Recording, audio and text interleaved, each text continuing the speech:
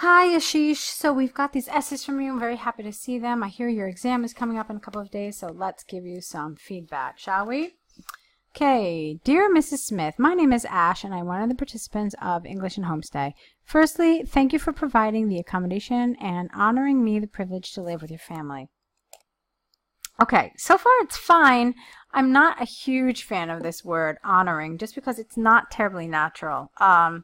It's totally appropriate to say something like, thank you for providing accommodation for me and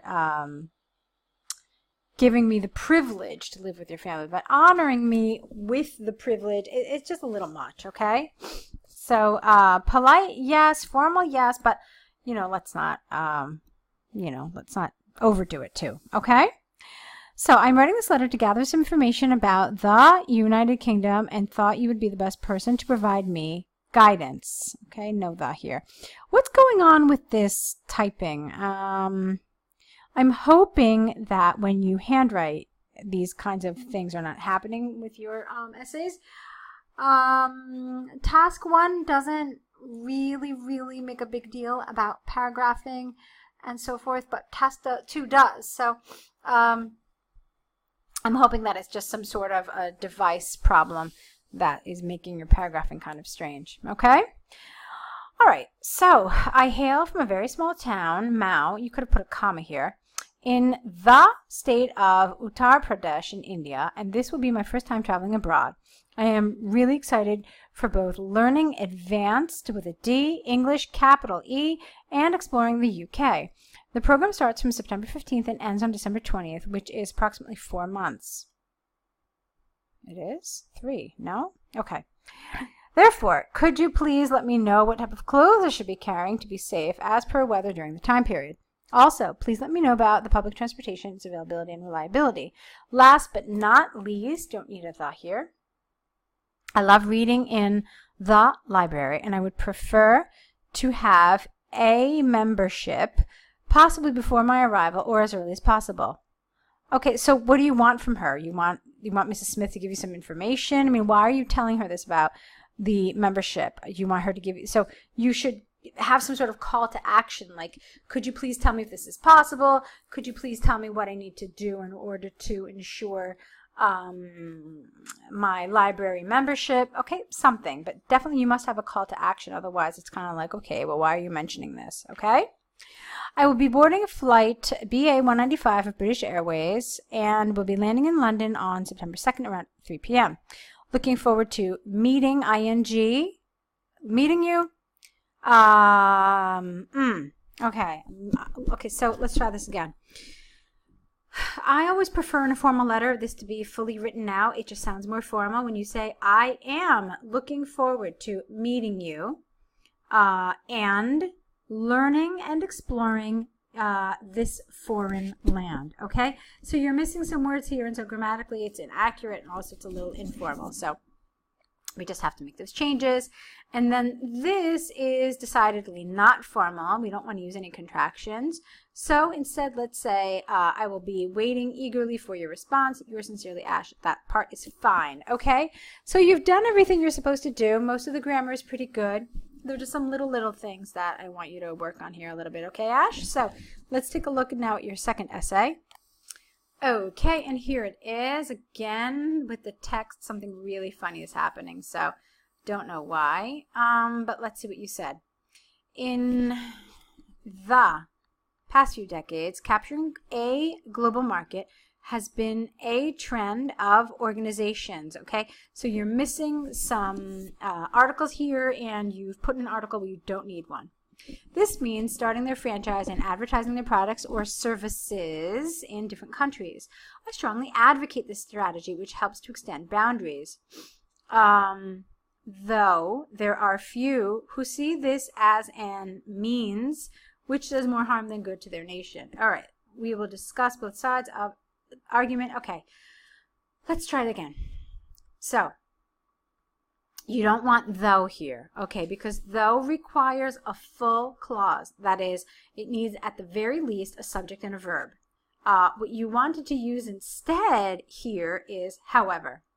So, however, there are and I wouldn't have said few, I would have said some, okay?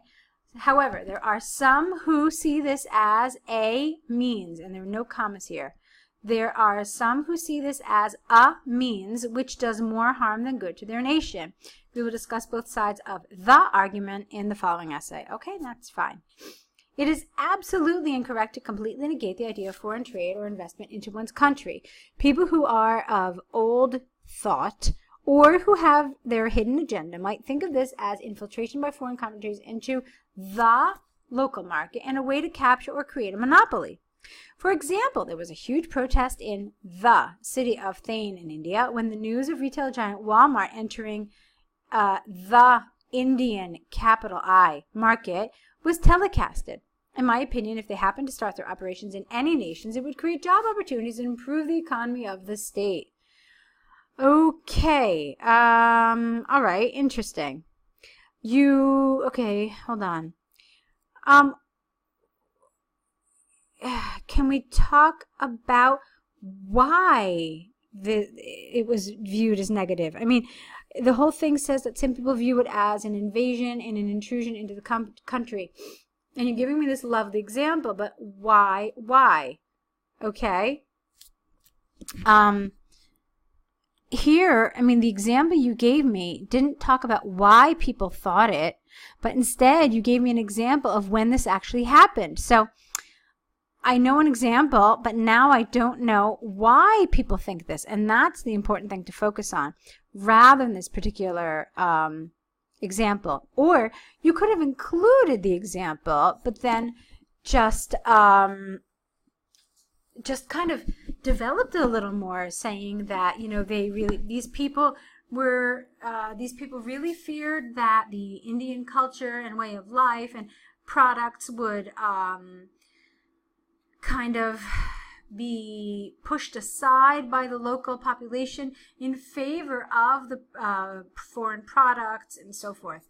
Now, having said that, if you think about it, this isn't really talking about international marketing, is it? It's really more talking about international trade, globalization. So you're running a risk of also going off topic, okay? So I want you to think about these issues with this particular example and with this particular paragraph. All right, so let's look at the next paragraph.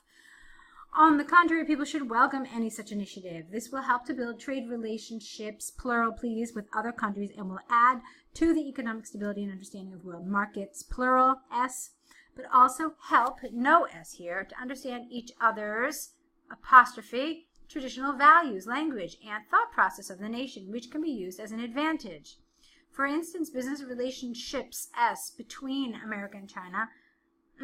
Okay, the business relationship between America and China has helped people of both nations S to grow economically and intellectually. This is the main reason why such engagements should be appreciated. Okay, I would have liked you to explain to me how they grew economically and intellectually. Give me an example of this intellectual and economic growth, all right? Okay, so to summarize, it is good, all right? We never write contractions in an IELTS essay unless it's like an informal letter. So to summarize, it is good to debate or discuss the possible demerits and merits of having outside industries entering a local market. That's not what this is talking about, though. Yet, we never start a sentence with but. It would definitely bring positive outcomes. Okay, so there are some nice elements in your writing, Aashish, but there are some issues as well. Grammatical as well as topic development issues. Okay, so what we're basically talking about is, in terms of the criteria, some issues with task response as well as grammar. The vocabulary is pretty good, and your coherence and cohesion was pretty acceptable as well. There's nothing really you know, kind of disturbing or distracting in any way. All right, but there are some things I need you to work on, so I will let you get to that. I don't know if you have any more time to work with us. I hope you do. I know you've got a couple days left, so hopefully you have time to maybe write us a couple more essays so we can help you. I hope you found this feedback helpful. I'm wishing you lots of luck. I hope I get to see more of your essays so we can help you and continue to help you get ready for your exam. All right, so wishing you lots of luck and look forward to hearing from you soon.